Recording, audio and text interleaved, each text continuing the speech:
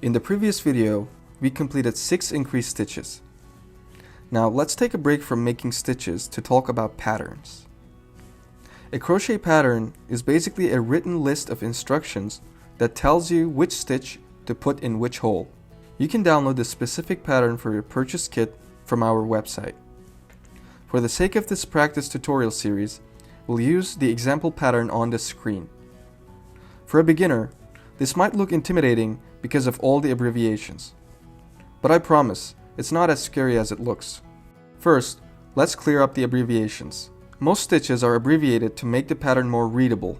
In the first video, we said that we have 3 types of stitches we'll use in our project: single crochet, increase, and decrease. The abbreviations for these stitches in the same order are SC, INC, and DEC. Now the next thing we need to learn is the term round. Most patterns are written round by round. A round is basically a circle of stitches. Whenever you complete a full circle, it means you're about to start the next round. Do you remember the pre-started magic ring we had in the first video? Well, that was your round 1. So the first round of your practice yarn was already completed for you. And then, in the previous video, we put 6 increased stitches on top of that round. You might not have realized, but we actually completed a full circle. So those 6 increased stitches were actually our round 2. So that means the first 2 rounds of this pattern are completed.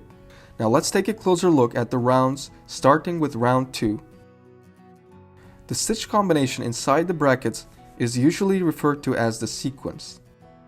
In this case, our sequence is an increased stitch. This is followed by the number of times you should repeat the sequence. For round 2, the pattern says we should repeat the increased stitch 6 times, which is exactly what we did. Each round is finished with a number inside the parentheses. This number indicates how many stitches you should have by the time you complete this round. So the pattern says, once we put 6 increased stitches and complete round 2, we should end up with 12 stitches. To count the number of stitches, we just count the lateral V's that run across the perimeter of our circle. If you count the V's and you have a different number than 12, it's okay. You can ignore it for now. You'll find more detailed instructions on how to count your stitches in the upcoming videos. Now let's take a look at round 3, which is our next round. This is a bit different from round 2, because this time we have multiple stitches inside the sequence. In round 2, we were only asked to repeat an increased stitch, but in this round, the sequence has 2 stitches. The pattern is asking us to make a single crochet followed by an increase in the next stitch. And it says we should repeat this 6 times to end up with 18 stitches at the end of the round. We'll work on this round in the next video. Now that you know how to read patterns, let's talk about how to keep track of your rounds. One way to keep up with your rounds is to count every stitch you make. So for example, for round 2, we would know that the round is over when we put the 6th increased stitch. This is easy to do in the first few rounds, but as the rounds get more complicated, you will struggle memorizing your stitch count. A much easier way to keep track of your rounds is to use a stitch marker. All you need to do is to attach this little appendage to the first stitch of the round.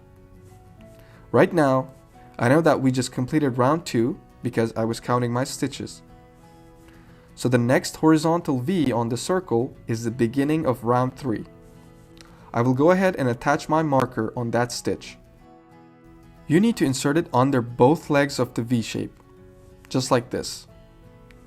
This way, when we start round 3, I won't have to count my stitches anymore.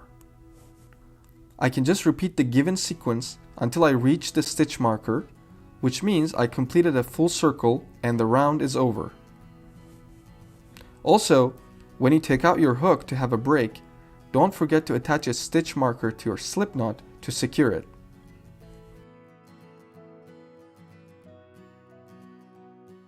That wraps up this video, and in the next one, we'll start round 3.